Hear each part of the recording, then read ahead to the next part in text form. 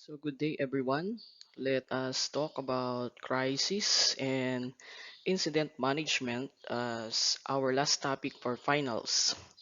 The word crisis came from the Greek word krisis, which means separate, or it is the turning point decision in a process of an affair or series of events. It is an unstable and dangerous condition characterized by an impending abrupt change involving economic, military, political, police, societal, or personal affairs that is approaching emergency level. Crisis management, in simple words, refers to the business or process of working through a crisis to solve or cope with problems as they arise. So speaking in broader perspective, crisis management involves in the effective planning and formulation of policies, procedures, and techniques to be used in immediately controlling sudden events like emergencies or progressive sequence of unpleasant events, or this is what we call crises. So crisis management is very useful in dealing with police emergency. So it also refers to the action undertaken to unify and coordinate resources and efforts to effectively and efficiently quell given criminal or life-threatening situations. We also have emergency. Emergency is derived from the Latin word emergentia, which means dipping or plugging a sudden condition or state of affairs for an immediate action. Refers also to the sudden event that must be dealt immediately. Disaster refers to an event that causes serious loss, destruction, hardship, unhappiness, or death, and it is something that falls completely, especially in a way that it is distressing, embarrassing, or even laughable. In a broader point of view, disaster is a sudden, unforeseen, extraordinary event that is caused by men or nature, resulting to the widespread of death or injury, as well as serious loss or damage to property. Disaster management refers to the systematic handling or dealing with a disaster from the initial stage until its termination stage, using various tools or methods to minimize loss of life, damage to property, and enhance rehabilitation. It may be defined also as the range of activities designed to maintain control over disaster or emergency situations or to provide framework or plan for helping victims to recover from the impact of disaster and simultaneously securing potential victims to avoid impact of disaster. Take note that disaster management deals with the situations that happen prior to, during, and after a disaster. When we talk about police emergency, it is a tactical situation related to police works, which requires special procedures to be used by people with special skills to neutralize whatever threat to public safety does save life and property. State of calamity is a condition involving mass casualty and or major damages to property, disruption of means of livelihoods, roads, and normal way of life of people in the affected areas as a result of the occurrence of natural or human induced hazard. One of the example are the victim of the Typhoon Odette in Siargao. We also have types of crisis or emergency. The natural crisis or emergencies. These are typically natural disasters considered as acts of God, such as environmental phenomenon like earthquake, tidal waves, which includes tsunami, storm surge, volcanic eruption, uh, pestilence or the epidemic or diseases like the COVID-19 pandemic, and inundation like flood. Man-made crises or emergencies includes civil disturbance, revolution or coup d'etat or war, hostage-taking situation, border incident, kidnapping, terrorist acts or bombing, fire that is made by men. There are also related laws in this topic. This includes Executive Order number 320, known as the National Peace and Order Council, as amended by Executive Order number 773, further reorganizing the Peace and Order Council.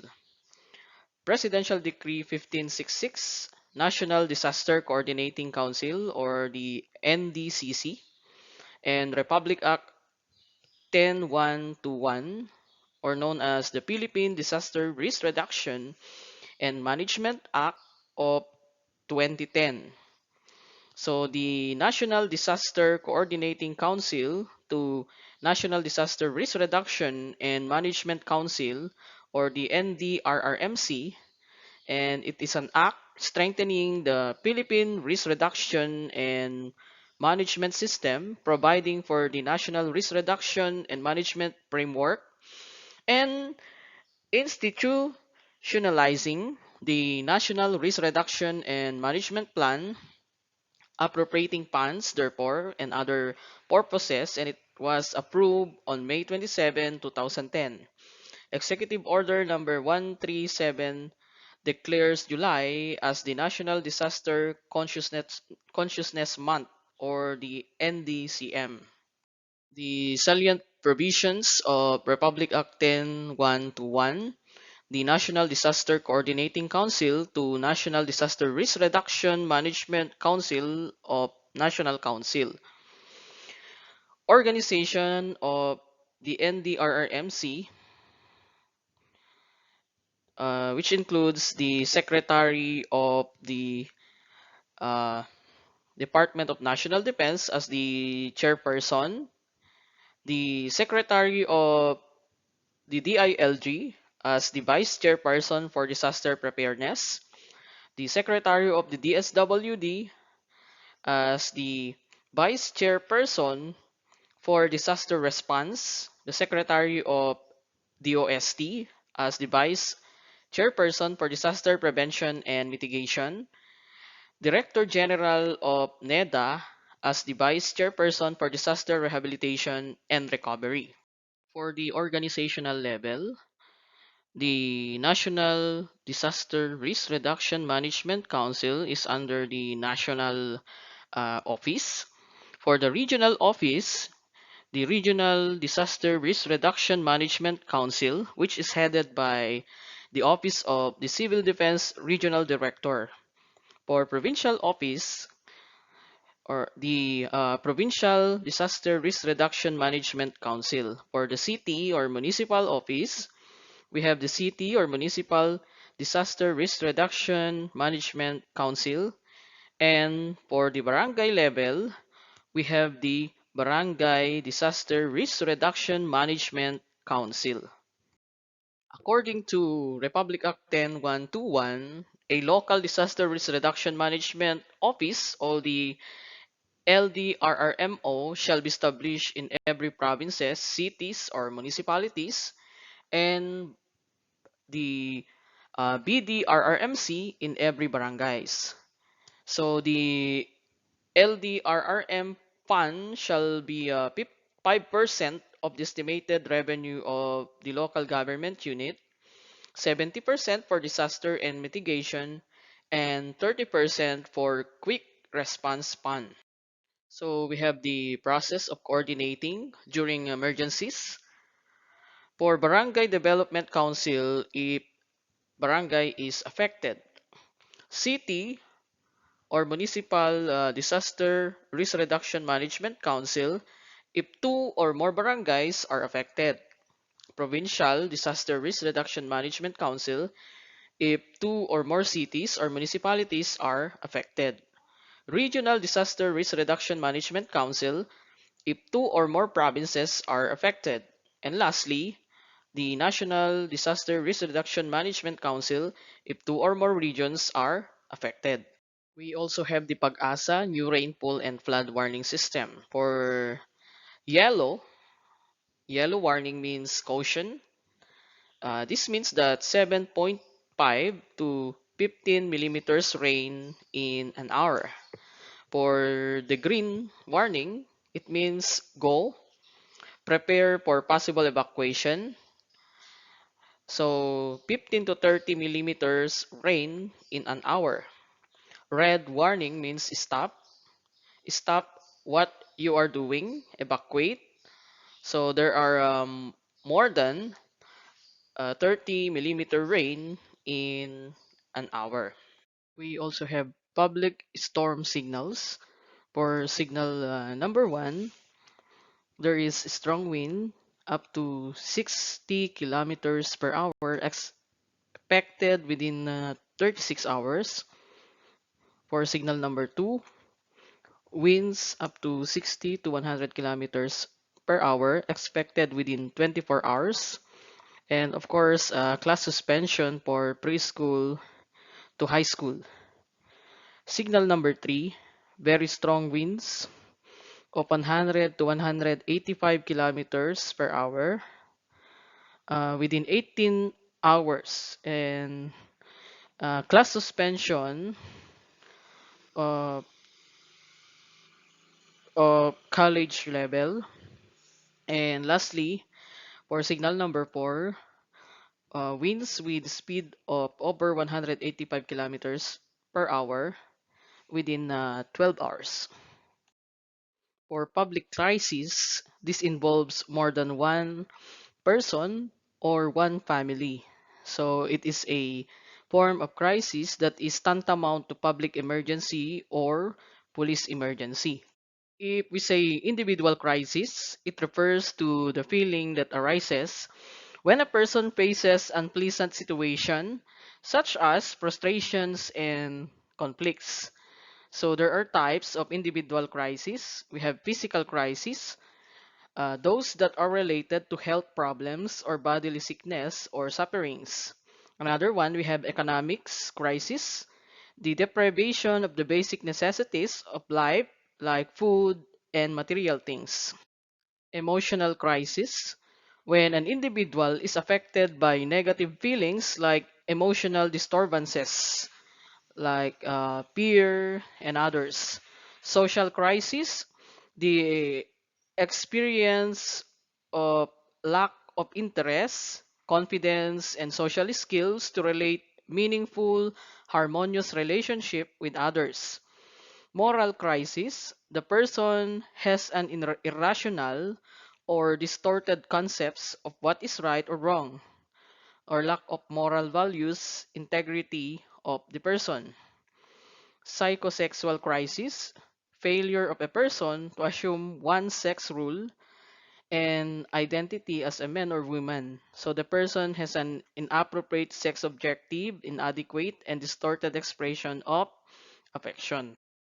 Crisis management is the proper utilization of all available resources and the formulation of policies and procedures to effectively deal with progressive sequence of events, or this what we call crisis, and sudden or unforeseen state, or this what we call emergency. So let us talk about the diagram of the differences between crisis and emergency. Crisis is the progressive state sequence of events. The turning point decision of crisis management planners, and okay, it changes in its continuity survival. While emergency, if you say emergency, these are unforeseen or sudden events. It needs immediate decision or remedy. And okay, there is recovery, restoration, and survival. For the objectives of crisis management, It resolved without further incident. Safety of all participants, apprehension of all perpetrators, and accomplish the task within the framework of current community standards. For the purposes of crisis management, it sets concepts, policies, and general procedures of handling crisis situation. It guides and assists law enforcers in the formulation of crisis management contingency plans. We also have the phases of crisis management, or this what we call 4Ps. We have proactive phase. It is the stage of advanced planning, organization and coordination and control in response to an anticipated future crisis occurrence. This phase is designed to predict or prevent probability or occurrence of a crisis while at the same time prepares to handle them when they occur. Under a proactive phase, we have prediction. This stage involves foretelling of the likelihood or crisis occurring, either natural or man-made, through the continuous assessment of all possible and threats groups, as well as the analysis of developing reported events and incidents. So, under prediction, it includes updating of inputs threats, intelligence, and about uh, possible threat, knowing possible targets, and knowing the weakness or the vulnerabilities. Another one, we have prevention. This stage involves the institution of passive and active security measures, as well as the remedy or solution of establishing factors or security flows leading to such crises or emergencies. Prevention includes operation security, personal security, and physical security and the like. Another one, we have preparation. So for the preparation for crisis or emergencies entails planning. Planning, you are setting the guide or the procedures needed in emergency or crisis. For organization, okay, this includes the process of organizing the resources as well as persons involved during crisis or emergencies. For training, training is intended for those uh, rescuers or authorities who will be tasked to handle crisis or emergency situation, and stockpiling of equipment and supplies needed for such crises or emergencies. Next, reactive phase. When a crisis occurs despite the proactive effort, the organization concerned must be prepared to perform the crisis management in accordance with their plan. So for number 4, we have performance. This stage is covered by reactive phase of crisis management.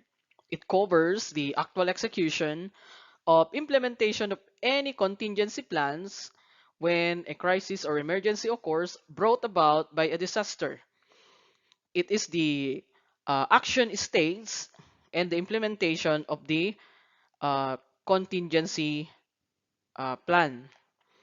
There are also objectives of this stage to ensure a high probability of success in neutralizing the perpetrators, to minimize or caution the adverse effect of the crisis incidents, and lastly, to ensure a smooth and speedy rehabilitation or return to normalcy.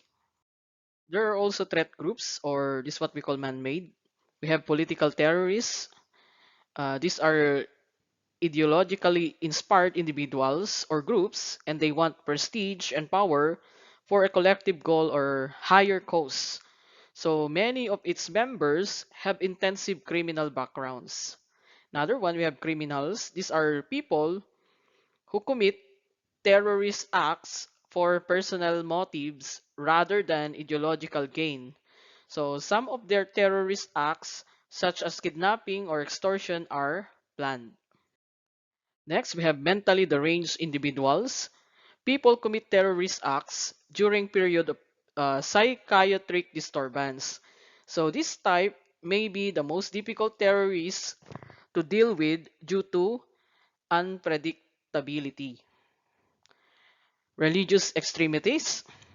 These people belongs to southern religious fundamentals, intolerant of other faiths. They are apt to execute hostages belonging to other religions. Next, economically motivated groups. These people mainly belongs to labor groups. Depending on their ideological orientations, motivations, and long-standing situation resorted to violence for many reasons favorable to them. Terrorist operations. It is covert and well executed. They are usually carried out by especially trained, especially equipped, and clandestine elements. So, for weapons, terrorists usually uses basic arms and shoulder weapons and explosives during their operations. For their training, they usually train on subversion weaponry, infiltration, and negotiation practices and others.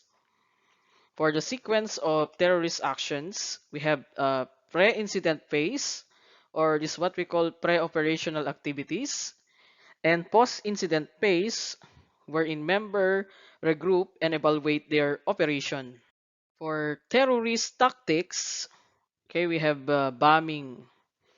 For bombing, they commit this through vehicle bomb, laid charges, or bombs that are placed or assembled by hand, projected bombs, thrown by hand, launched from rifles, or projected by mortar device. Postal or mail bombs. Bombs are sent through letters, parcels, and other items sent by email. Activation means command activation. So they activate explosive by means of radios, electric leads, pull wires, or mechanical stick strikers. Activation by the suspect or target through trip wires, pressure devices, light sensitive devices, and electric switches. And the time delay through clock, burning fuse, chemical delay, or atmosphere pressure. So most of the terrorists, they do these following acts. We have arson, hijacking, assassination or liquidation, ambush, kidnapping, hostage taking, robbery, extortion, progressive taxation, and raid or attack. For the possible targets of terrorists, we have military or police. They are the targets of terrorists because military, paramilitary, and police elements are sources of arms, explosives, and other weaponry. Engineering and emergency systems, which includes hydroelectric plants, gas facility sites, and dams and others. Communication and supplies, it includes equipment, warehouses, lines, and facilities of communication, chemical storage or storage sites, and the like. Transportation facilities, rail lines, cars, bus depots, airports, and aircraft, mainland routes, and bridges. VIPs like diplomatic corps, government officials, corporate executives, police, and the like. For the policies in handling crisis or hostage situation, it is coordinated with the government response to a crisis with Executive Order number 320 as amended by Executive Order 366 series of 1996.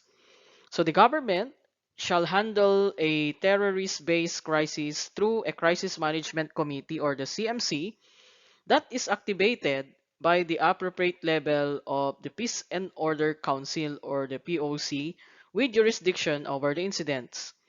The uh, Crisis Management Council organizational structure in national level, okay, the Secretary of the ILG is appointed as the chairman.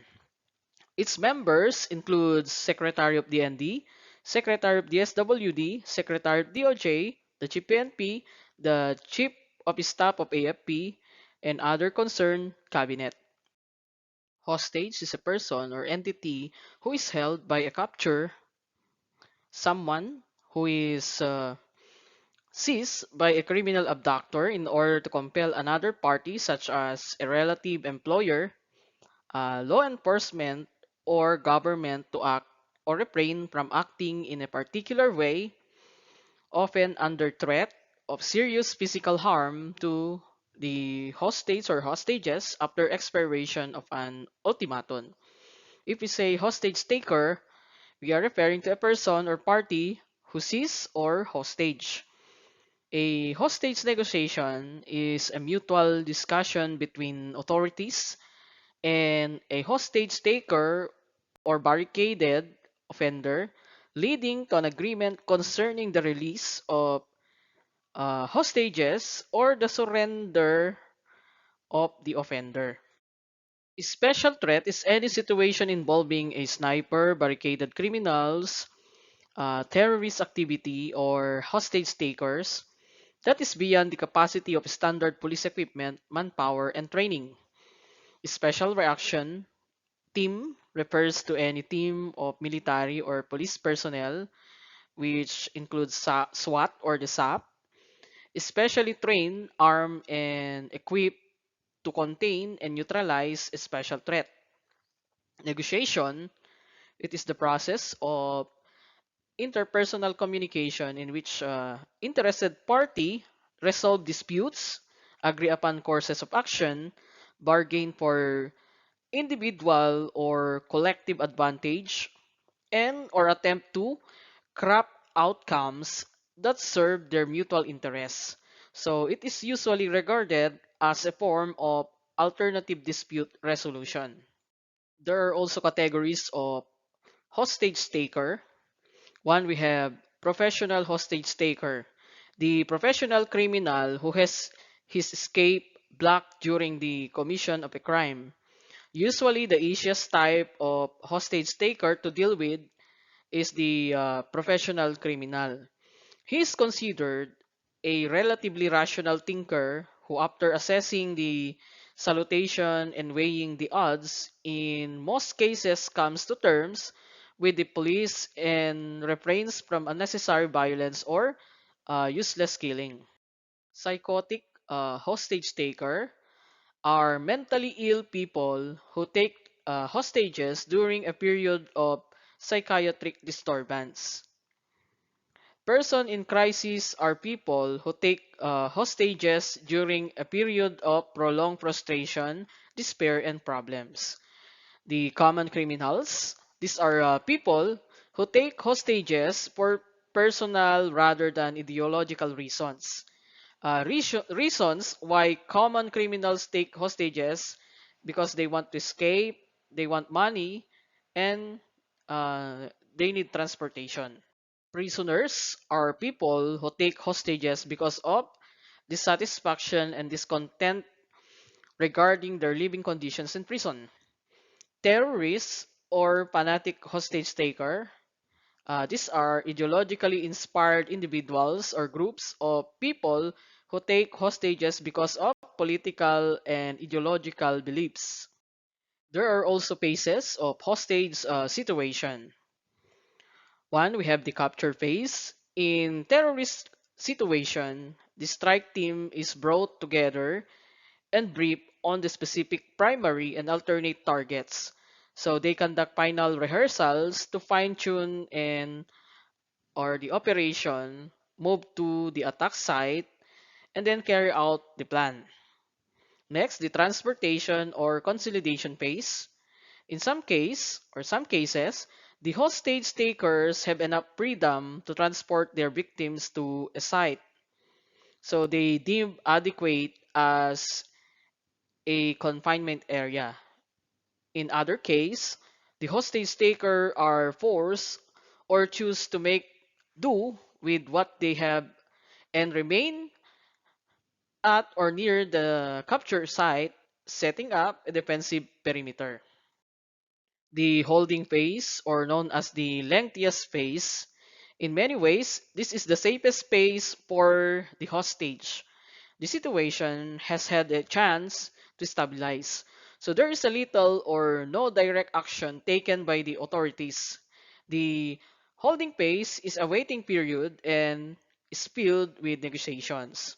Another one, we have termination phase. It is generally a very tense time for all people involved in the crisis. The easiest and the safest termination for the hostage is a voluntary release followed by hostage takers surrender. So it is more dangerous that uh, they will escape, and most dangerous is the rescue by an outside force or the killing of the hostages as a means to end the crisis. Negotiation has many advantages. During a threat situation, stress and tension are built up at the onset. So law enforcement officials are in critical position being under constant public scrutiny. During negotiation, information is gathered about the offender as well as the hostages to allow invaluable communication and gaining of a sense of understanding between the offender, enforcement officials, and his victim. Thus, there is a decrease in stress and anxiety. Time used in negotiating allows the hostage taker to reevaluate his position and to consider alternatives to the present course of action. Take note that time is an important factor working for the police. As a general rule, Dr. Uh, Skloberts notes, the more time the felon spends with the hostage, the less likely he is to take the hostage's life because they become acquainted and develop feelings for one another. So the passage of time also gives the police an opportunity to prepare for different eventualities and permits the felon to make a mistake. So negotiators refers to these quiet intervals as dynamic inactivity. As long as time passes without any harm to person involved, the negotiators are making progress. Field commanders should keep in mind that patience is a virtue. There are also three main categories of negotiation team. Primary negotiator. This negotiator actually communicates with the subject. Secondary or the backup negotiator. This negotiator assists the primary negotiator by offering advice, monitoring the negotiations, keeping notes, and ensuring that the primary negotiator sees and hears everything in the proper perspective. Third, negotiator. This intelligence negotiator interviews person associated with the suspect to compile a criminal history and a history of mental illness, as well as to gather other relevant information. It takes a singular type of individual to deal unarmed face-to-face with an armed felon holding hostage. A detective negotiator must be cool, resourceful, mature, and most of all, effective in verbal communication. The following are the criteria and being used to select the members of the negotiating team. 1. Volunteers only, good physical condition, mature appearance, good speaking voice, skilled interrogator, and representative of various ethnic and racial groups with, if possible, the ability to speak a foreign language. Negotiating team must be trained in psychology. Take note that the greatest emphasis was placed on the intensive psychological training to prepare team members to various situations and develop strategies using psychological techniques rather than force to obtain the safe release of hostages. Physical training. This encompasses general upgrading of physical condition as well as weapon disarming methods and techniques of unarmed self-defense. Firearms training includes 38 or the revolver, okay, 9mm submachine gun, the caliber sniper or rifle, shotgun, double barrel and pump, 37mm tear gas launcher, uh, 25 caliber automatic or the caliber 22 Derringer with bulletproof vest during the firing of all weapons. All members must be familiar with and have to qualify in the use of mini phone wireless transmitter and recorder and in the use of electronic tracking devices which utilize range and relative bearing features that can be quite valuable. Each team must learn to operate the emergency rescue ambulance, a full armored personnel carrier, and this includes the use of its auxiliary equipment, that is the public address system, intercom, radio equipment, firefighting system, and the first aid gear. For the vehicle operation, instructions must be given in the operation of the specially equipped escape and chase vehicles, including auxiliary equipment. Special attention must be paid to those streets and routes from various locations in the city to airports or other destinations that would offer the best tactical advantages. In addition to this initial program, the briefing are scheduled to critique every significant hostage situation that takes place anywhere. So this training could teach or guide the members of the negotiation team how to develop relationship or connection to other personnel needed during the negotiation process. What to do when hostage crisis occur? For the first arrival, police will go on a hostage scene before a negotiator and may be trained to use the ISER concept. ISER stands for Isolate, Contain, Evaluate, and Report. For isolate, okay, isolate the hostage zone, creating an outer perimeter and keeping or keep onlookers beyond the police safety line. Contain, limit the mobility of the hostage taker to the smallest area possible. So particularly the inner perimeter and prevent them from observing the police activity. Evaluate, evaluate the original information provided, which may be from the hostage taker or a representative or perhaps a member of the public. Without causing escalation, gather as much additional information as possible, including the number of hostage takers and hostages, their appearance, weapons, and so on. Assess the threat and estimate the resources that may be needed to handle the situation. Report all available information gathered, including on the hostage takers and hostages, events, weapons, zones, routes, and so on. So informing other officers and the chain of command. In assessing the hostage situation, it needs preventing early harm. So the first job of the hostage negotiator is to create safety. Getting organized, the next step is to organize communication with the hostage takers. The negotiators will want to find as much as information about the situation as possible, including the numbers and the names of the hostage takers, what they are demanding and what they really want, their emotional state, and how close they are to harming hostages. the numbers and general health of the hostages. A critical process used in many hostage negotiation is to get close to them to gain their trust.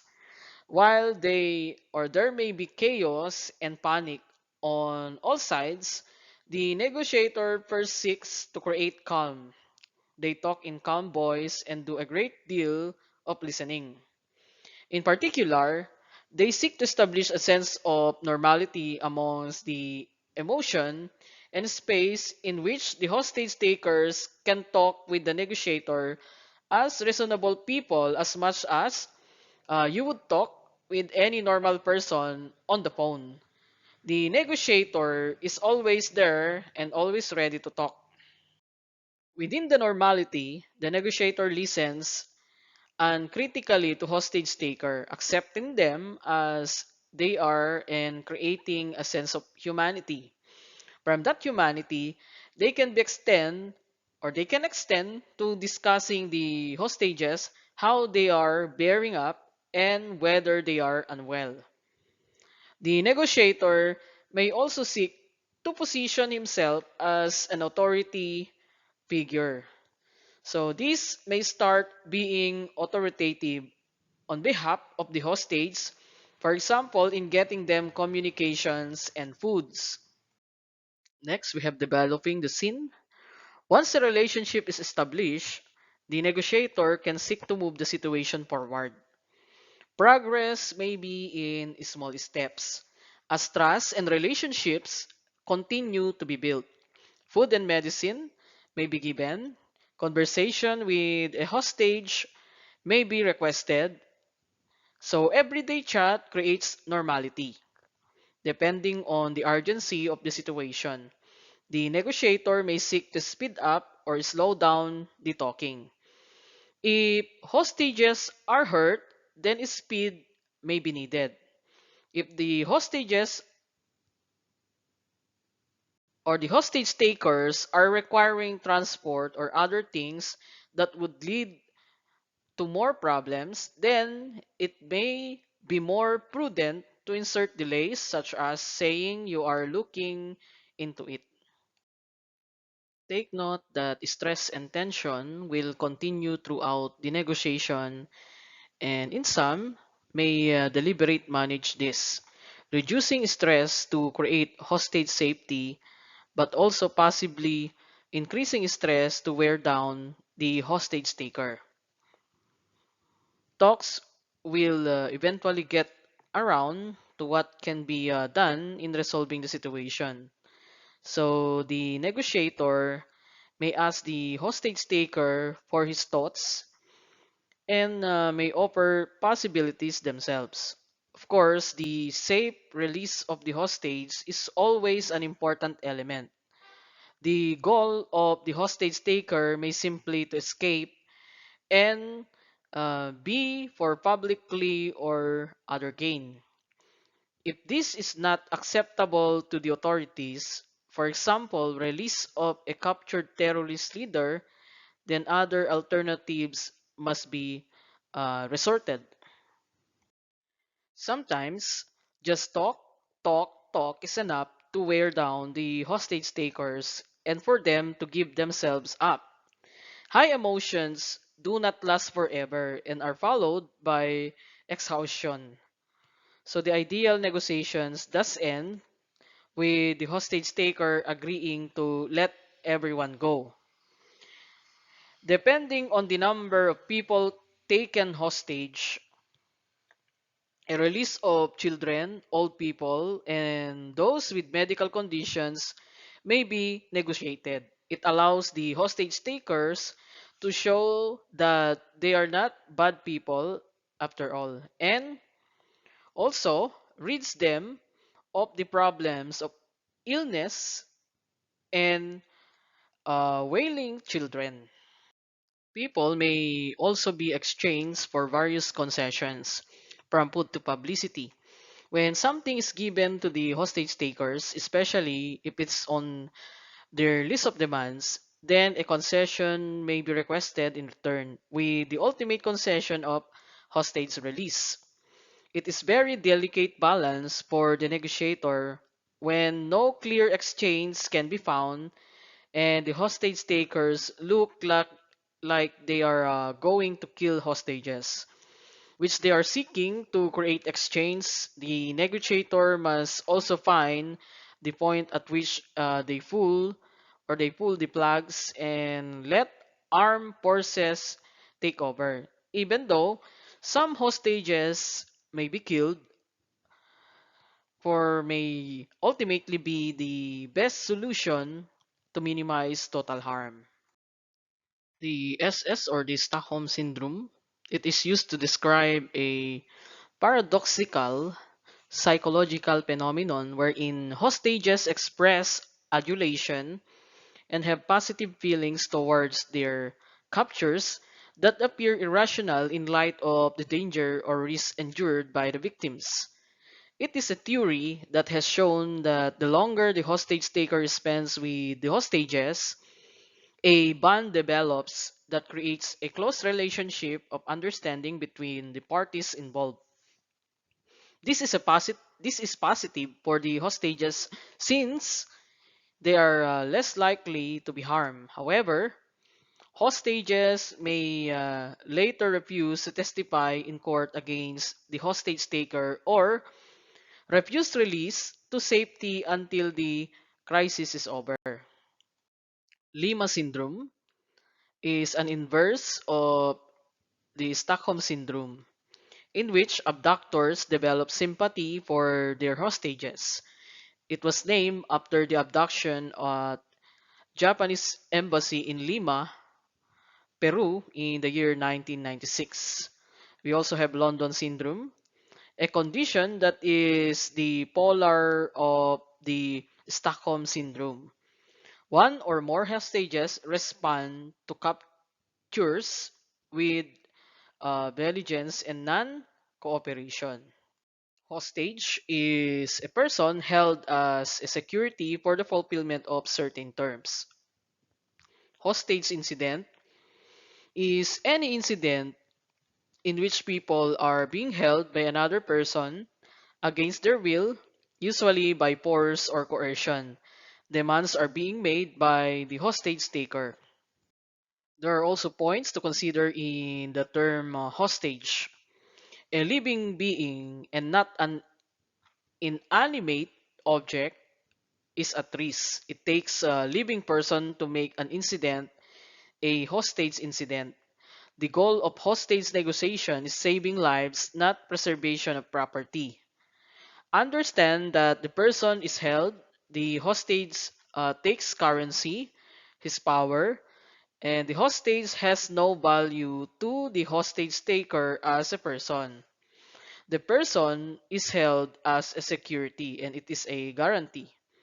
The person is held as security for certain terms. Negotiate means to arrange or settle by concentrating or discussing. Crisis negotiation means the use of communication techniques and strategies to influence a person to change his behavior in accordance with goals within legal, ethical, and moral constraints. Take note that the use of time to increase basic needs, making it more likely that the subject will exchange a hostage for some basic needs. The use of time to collect intelligence on the subject that will help develop a trade. The use of time to reduce the subject's expectations of getting what he wants. Trades can be made for food, drink, transportation, and money. Trades cannot made for weapons or the exchange of hostages. Take note also that in hostage taking situation, the boss does not negotiate. Start bidding high, go give yourself room to negotiate. Quid pro quo, get something for everything. Never draw attention to the hostages. It gives the subject too much bargaining power. Manipulate anxiety levels by cutting off power, gas, and others. So you need also to consider the vulnerabilities. If you say vulnerabilities, These are the weaknesses, the installation security, and high-risk target within such installation. These vulnerabilities are normally identified through security surveys and inspection conducted periodically or on the spot intelligence and security unit staffs. So the analysis of the threat to certain installation is based on information with both static and dynamic dimensions. Static dimensions includes the terrain, nationality of the population, major industry in the area, location of installation, and mission of the installation. While dynamic dimension includes the assignment of the personnel, security measures, relations with civilian security, and demonstrations within post location. Dynamic dimensions that are hardly controllable, we have weather, activities of hostile groups, economic conditions, local law enforcement, and off-post demonstration. The vulnerability of installation can be determined of some extent through the consideration of the following factors. So the installation characteristics and its attractiveness as a target for the terrorist acts, the status of the training personnel, availability of communications, non-military law enforcement resources, time and distance from military installation able to lend assistance, the geographic region, proximity to foreign borders, access to installation, and the terrain.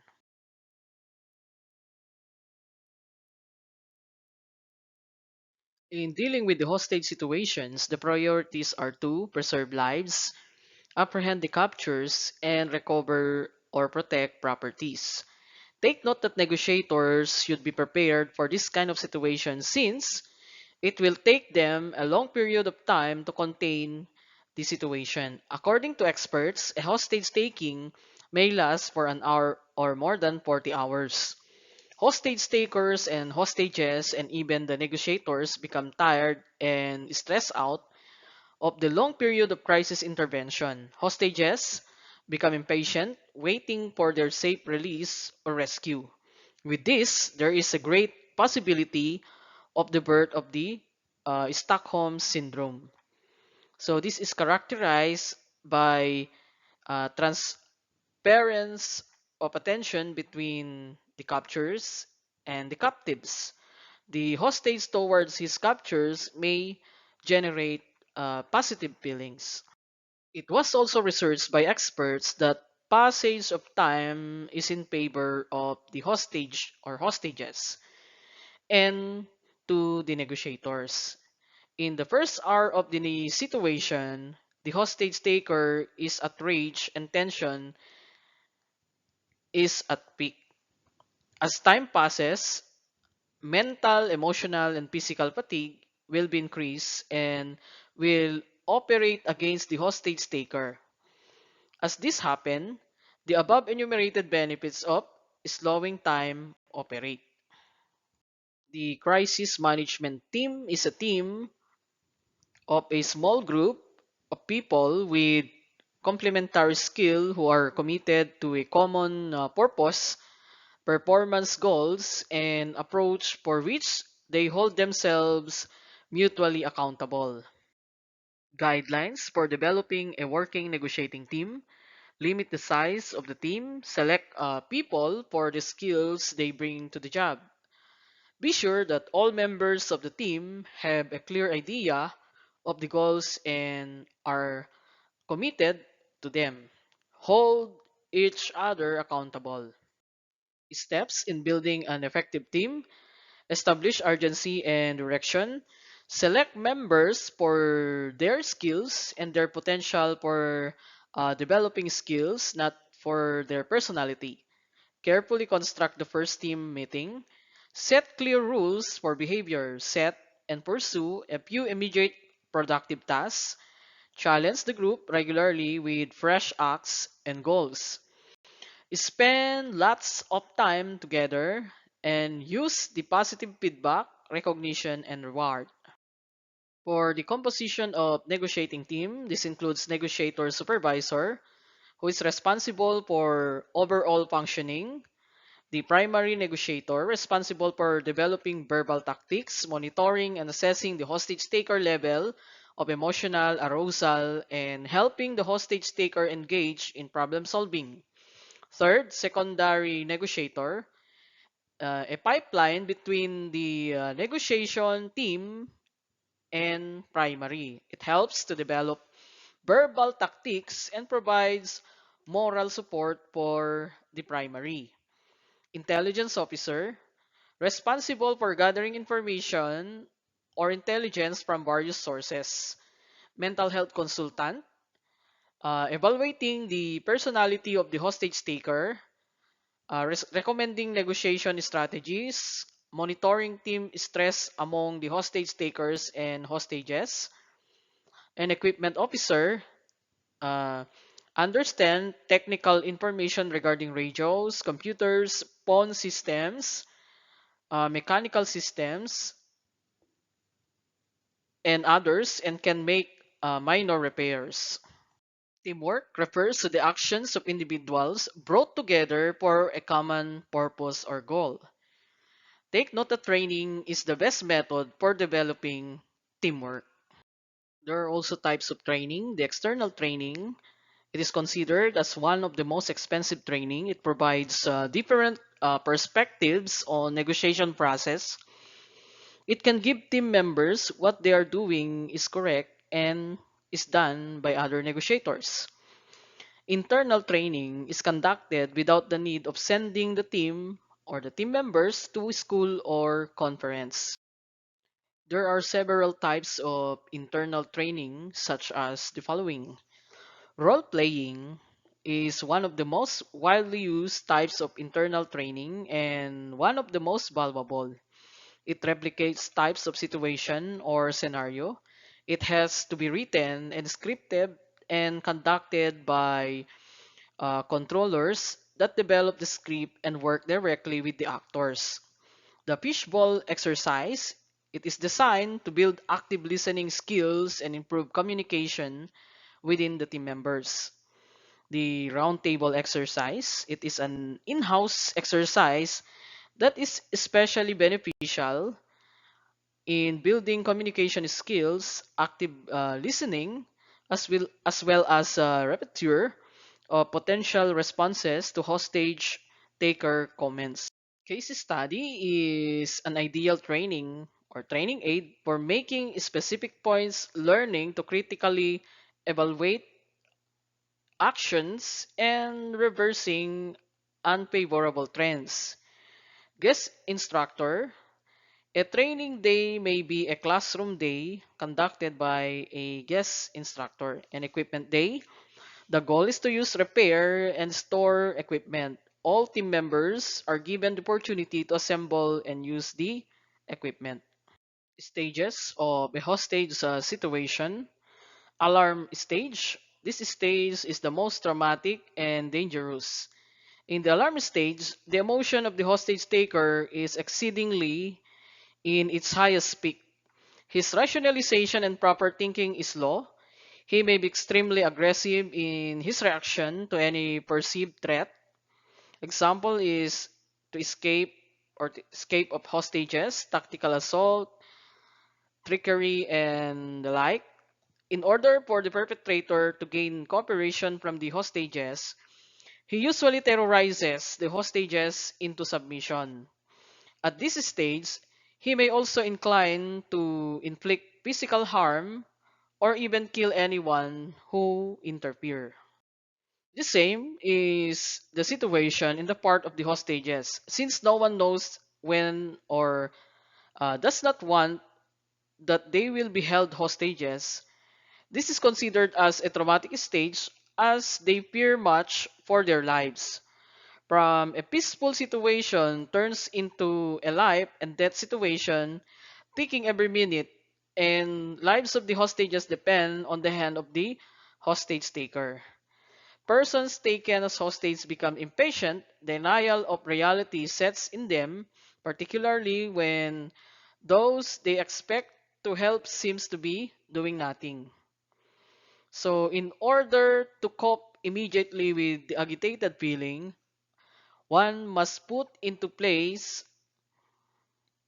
a will to survive since panic may cause overreaction in the part of the hostage taker and diminishes the chances of survival. So it is also important that hostages should disregard any notion of being a hero. The crisis stage. In this stage, when negotiation attempts are being initiated by the crisis negotiator, outrageous demands and unpredictable emotion is marked or commonly noted in the hostage taker. There is still a great deal of danger since hostage taker try to consolidate their positions. So to do this, they try to move their hostages to a safer ground area. On the part of the captive, this is the most critical because this stage may predict the remainder of the situation. Chances of survival may be enhanced or reduced during this stage through the hostage taker interaction. It is advisable that hostages must control their fear as it increases unpredictable outbursts of anger and violence on the capture. So the hostage taker may inconsistently enforce numerous demands and petty rules, and this may result to unsuccessful negotiation. In addition, the perpetrator seeks to destroy the victim's sense of autonomy by depriving him of his basic needs. At this stage, hostages may start to feel three problems. One, isolation. Two, claustrophobia. And three, sense of time. Sense of time becomes important on hostages who are hoping for rescue. So this situation may also in favor of the hostage taker as they earn compliance from their captives. Next, the accommodation states. This is distinguished by boredom and with moments of terror. Though is considered as the longest yet is the most tranquil in the crisis stage and even in the alarm stage, hostages are considering escape options, but in the accommodation stage. Their initiative and planning are narrowed since captures has increased control over them. So the hostages' sense of life preserving has increased and even tries to obey the orders.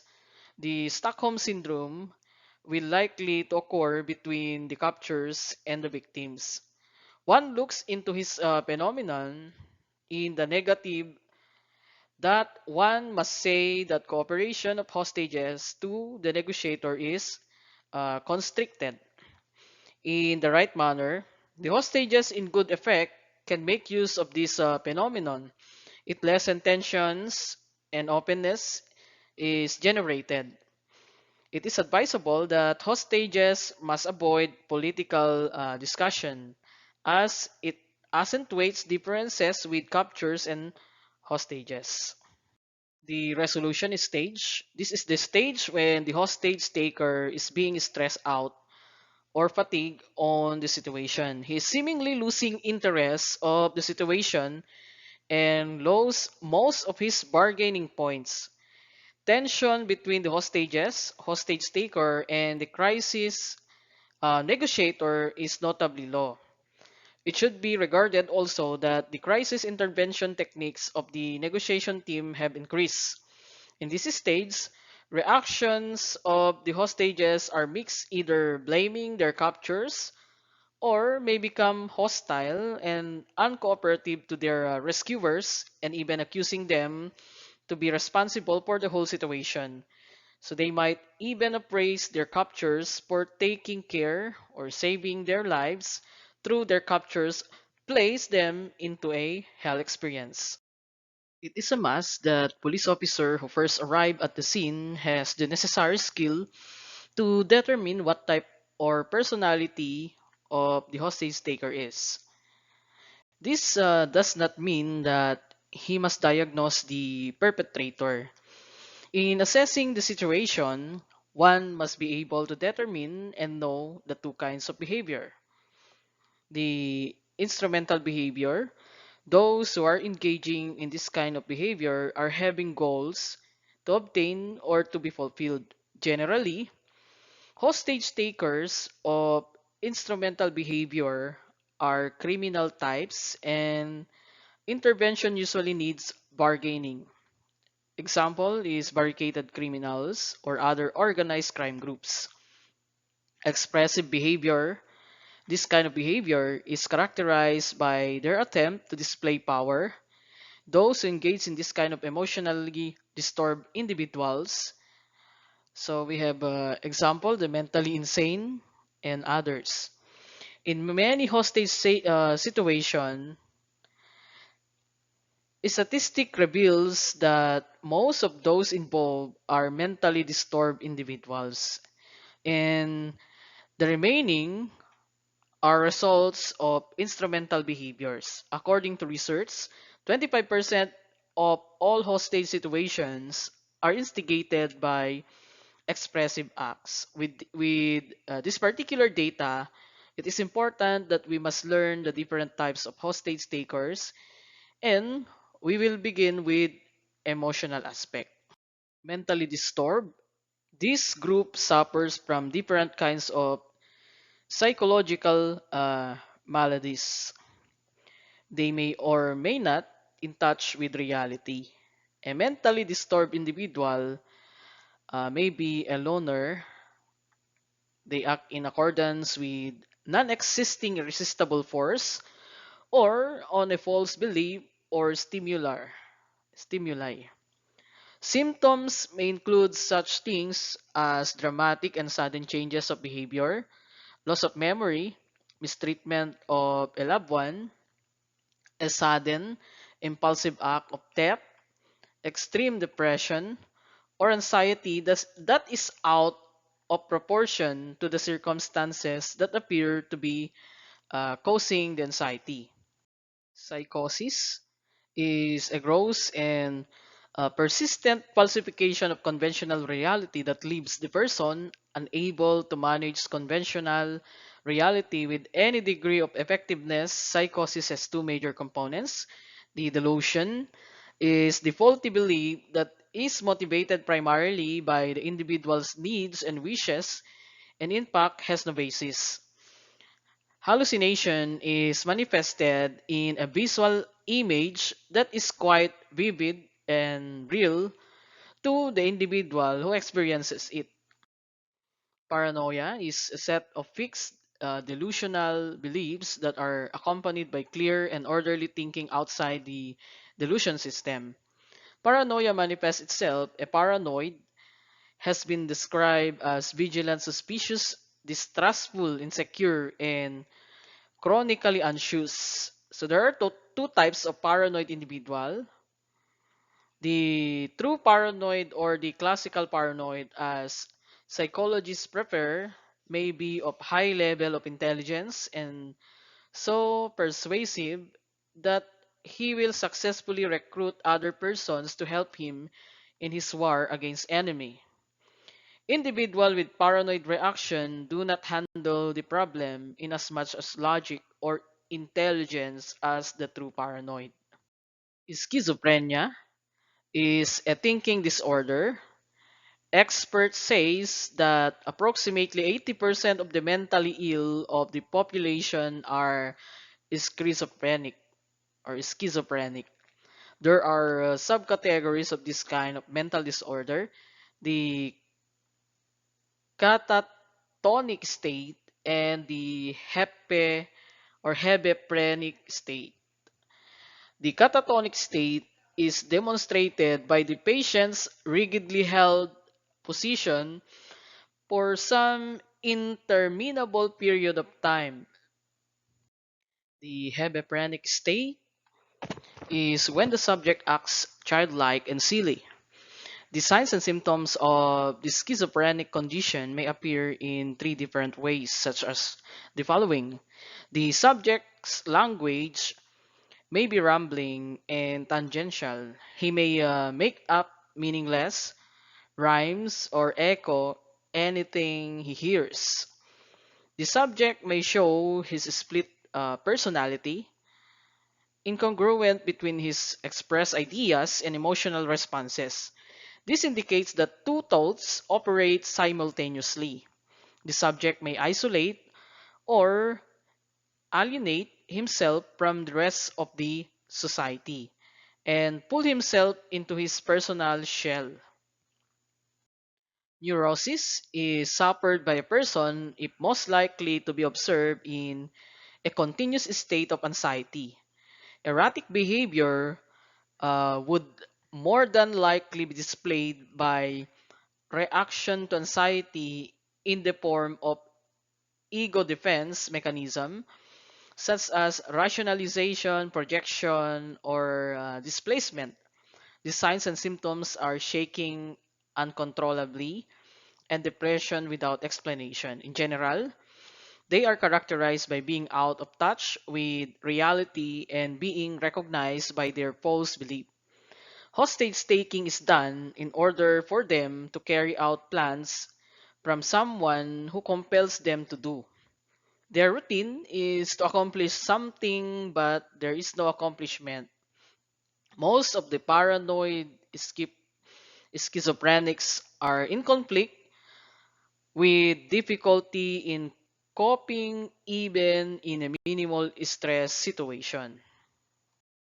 Take note that male paranoid may have problems with gender identity and religious beliefs. It is so noted that frustration and conflict is involved. When these two combine, severe anxiety will surface that makes a person so sensitive and volatile. Lack of interpersonal trust, religious conviction, sexual dysfunction, persecutory beliefs about family or significant individuals, or even distrust to the negotiator or police may lie in the person's behavior.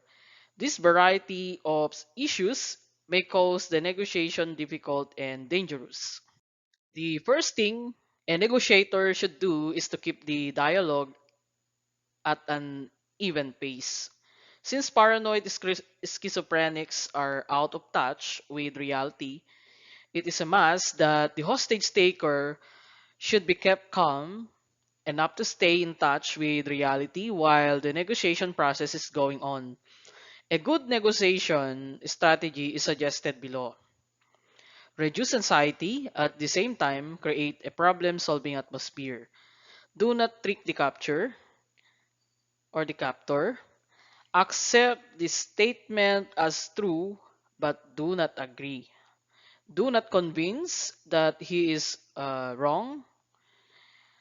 Empathic understanding is needed. Manic depressive personality. Depressed individuals are in an incapacitated mental state. He may frequently know the hostages, and the latter might be the cause of his depression.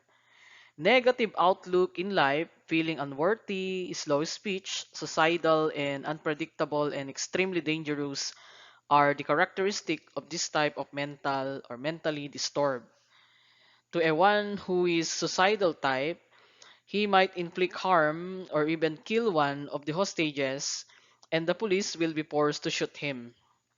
When dealing with this kind of mentally disturbed hostage taker, the negotiator must be firm and manipulative, understanding and be supportive, able to induce subject to talk about something positive.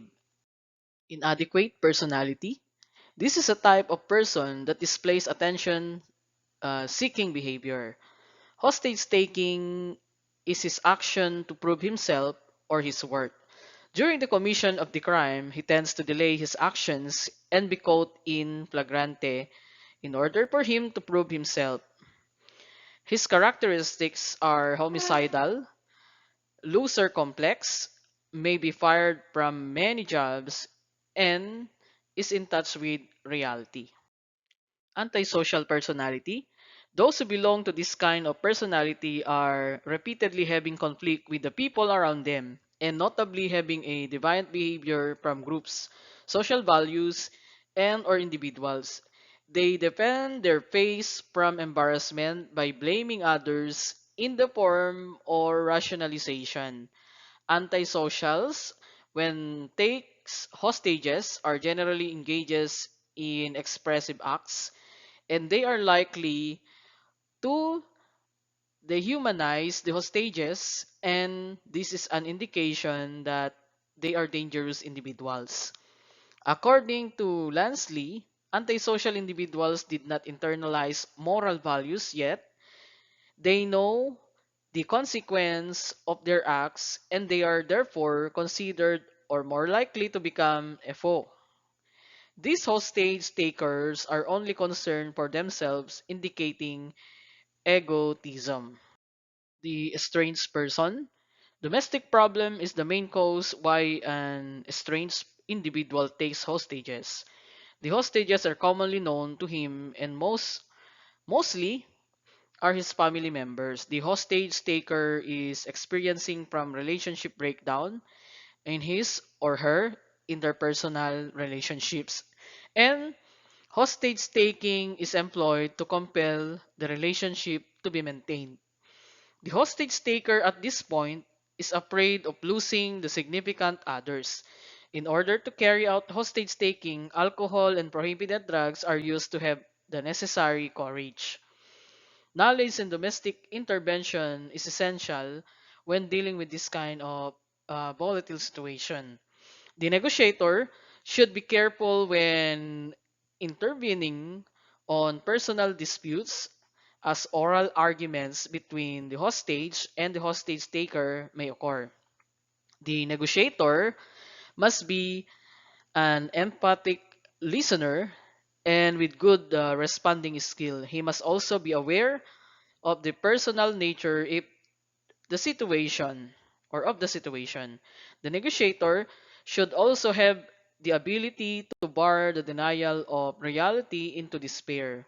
The resolution is that the perpetrator needs to be shown a graceful way out. The barricaded criminals. This type might be robbers cornered by the police while in the act of committing their crime. Like, for example, the bank robbers, either barricaded in a building, roadblock, or on gateway cars. Hostages are maybe employees, bystanders, or both caught in the process of escaping. So the hostage taking is a spontaneous reaction of the criminal when cornered. Some law enforcement officers consider barricaded criminals as attention seekers, but others describe them in contrary as they avoid being identified.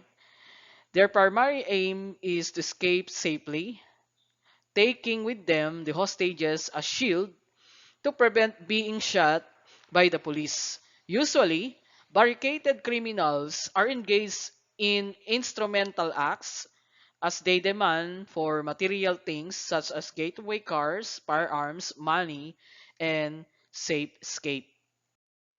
Expressive negotiation approach. This approach is mainly focused on the emotional state of the hostage taker as a powerful tool to resolving of crisis situation. Expressively, negotiation approach came to existence with the use of psychology, human relations theory, and research. Both assume that the nature and quality of interpersonal relationships play a large role in resolving a conflict.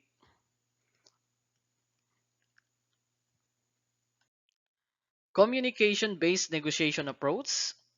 It is founded on an interactive assessment if the crisis situation as it unfolds and is created through the interaction of the negotiator, the perpetrator. Therefore, communication-based approach is an interactive process wherein negotiators and hostage takers react to each message behavior. In fundamental communications theory, communication is composed of content and relational dimensions. Content dimension of communication represents the instrumental focus of person's message, while The latter conveys the expressive features as trust, power, and respect. There are three interaction concerns relative to the communication-based negotiation approach, which may tend to escalate and de-escalate the conflict. Instrumental message behavior arises in crisis negotiation as the hostage taker and the negotiators bargain with one another regarding with the incompatibility of their objective concerns. In this concern, there are two broad types of issues involved: the substantive issues and the non-substantive issues, or the situational related and the situational unrelated, respectively. Relational message behavior denotes when an individual's concern is more on the nature of the relationship to other individual. There are three core elements that represent relational message behavior. The power. This concerns the degree of agreement between two interactants along a dominance submission dimension. Another one, trust, revolve around the degree to which its party is willing to accept the premise that no one shall be hurt or no act shall be detrimental to self. Affiliation refers to the belongingness and acceptance between the perpetrator and the negotiator, which include respect, liking, and caring for the well-being. Identity concerns refers to an individual's concern for self presentation, reputation, or face. These are then important to both parties. According to Taffel's social identity theory as discussed by Hammer and Rogan, personal and social identities are the two dimensions of a person's self-image and are best to be known by the negotiator when dealing with conflict situation and as noted. Rogan and Hammer further discuss that face message behavior varies along three dimensions, and the first denotes the locus of the communicator's interest. It is the face message directed to oneself or to other. Face valence is the second dimension, a behavior either to attack or honor face. Finally, face honoring entails a dimension which relates to whether the message behavior functions to proactively protect against potential future threats to face or to retroactively restore perceived loss of face. When these three dimensions are combined, there are six types of face message behavior being produced. One, we have defense self-face. This behavior is self-honoring and self-directed message. More often, the hostage taker uses this when he is asked about the condition of the hostages and replied, I don't know, but I think they're all okay. Second, attack self-face. It is a behavior that tends to attack or is directed to oneself and the statement, I know this is all my fault. So it fits to his behavior. The perpetrator directs criticism or attacks to himself when he felt remorse of his act, and this usually occur during the accommodation stage. Third, the restore self phase. This is used to restore one's face or reputation. I'm not as crazy as you or as you think.